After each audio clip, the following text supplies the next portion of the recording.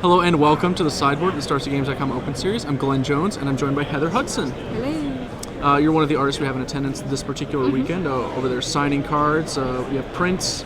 I saw you do some sketches on playmats as well. I was doing so, yes. So how has the weekend been for you? It's been tremendously fun. I have not done a lot of signings in the last few years. It was kind of a surprise when Star City Games contacted me about coming down.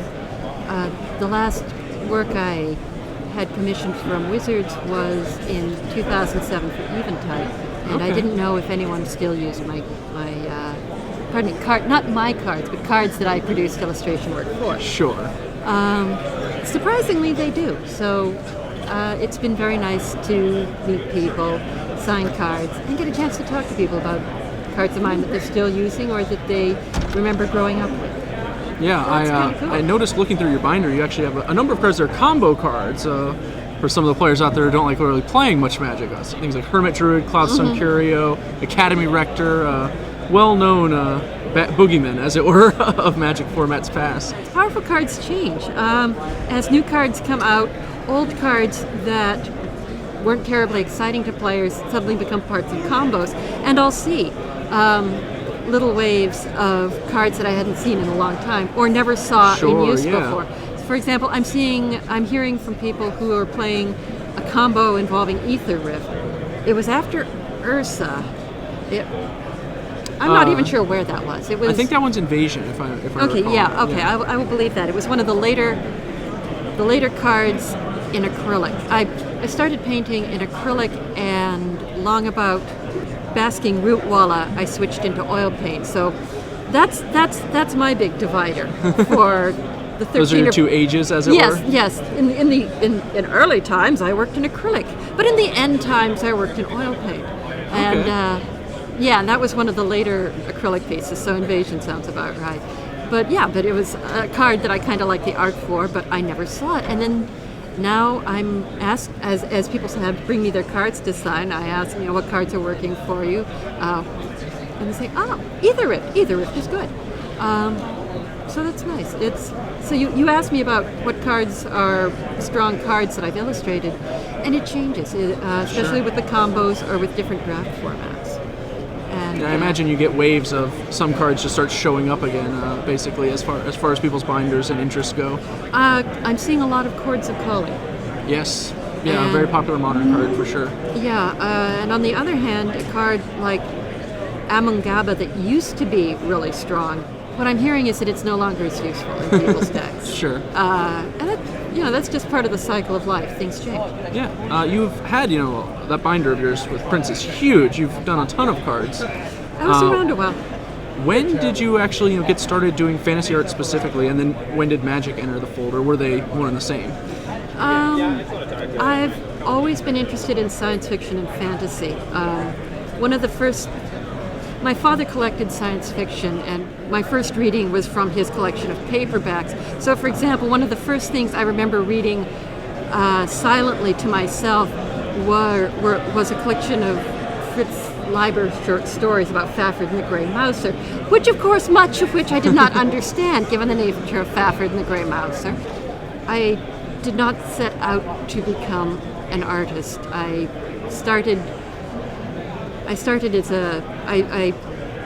began life as an English major. I drifted into theater. I worked in regional theater as a costumer for, I guess, about 7 years. And then somehow I just sort of drifted into doing art for myself, which when I showed it to people turned into showing art to art directors, which turned into magic. Okay. So, do you remember what your first card was, or the first set you worked on? I don't think anyone forgets their first card, which is a tremendously embarrassing. I mean, it sounds so smarmy, but actually, I can actually remember that the first three cards were Zephyr Falcon, Righteous Avengers, and Chains of Mephistopheles from Legends. Okay. And that was tremendously exciting. At that point, Magic was still small enough to be interested in looking like a very young artist like me, but it was already sort of beginning its lift off. Yeah. I think I think it was just about the same time that they first took the cards to Gen Con.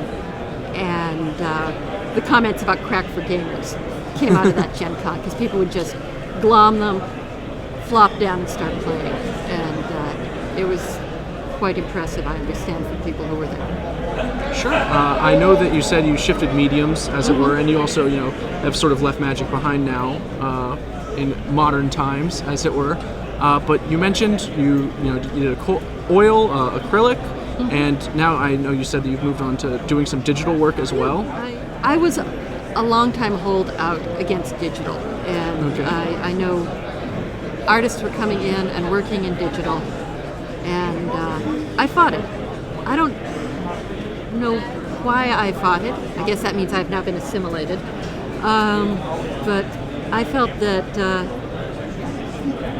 I could work in oils and achieve what other people were achieving in digital.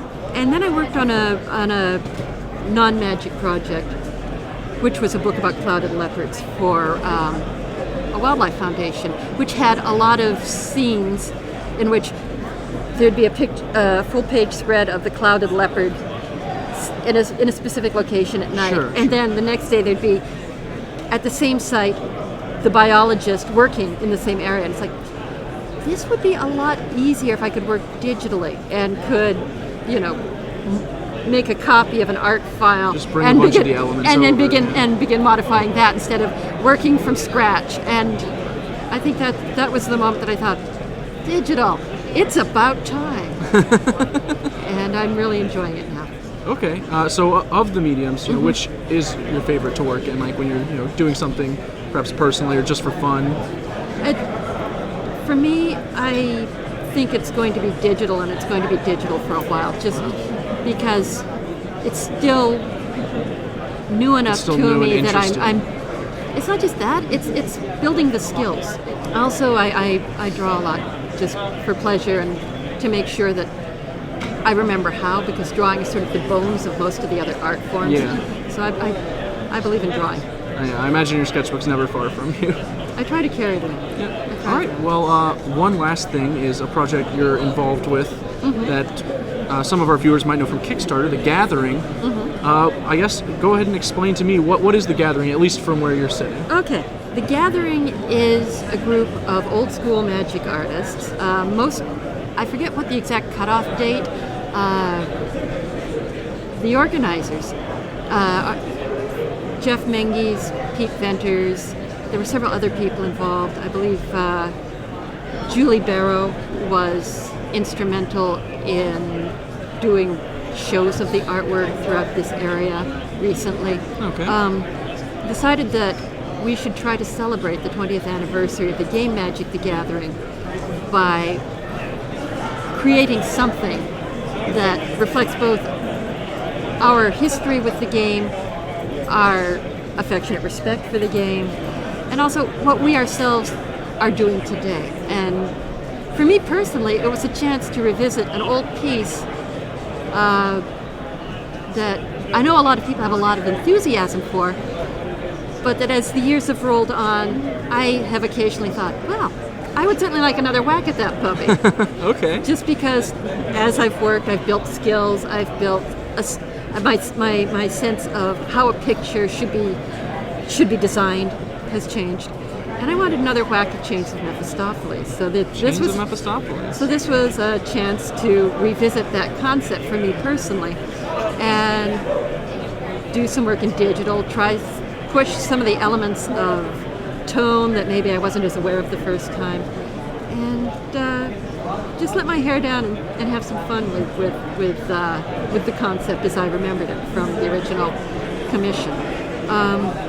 For other people, it was a chance to either revisit an old card or just show what they were doing today.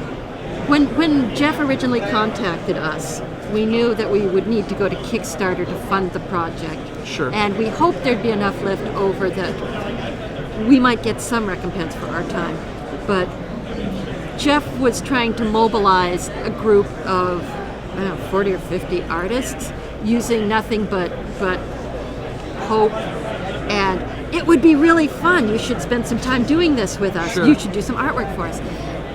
And I'm really impressed. I think he wound up in the high 30. I'm not sure how many artists wound up committing to the project, but we were really amazed and pleased when people who have sort of vanished from our radar came out and were able to contribute to it. And now with the loss of Quentin Hoover,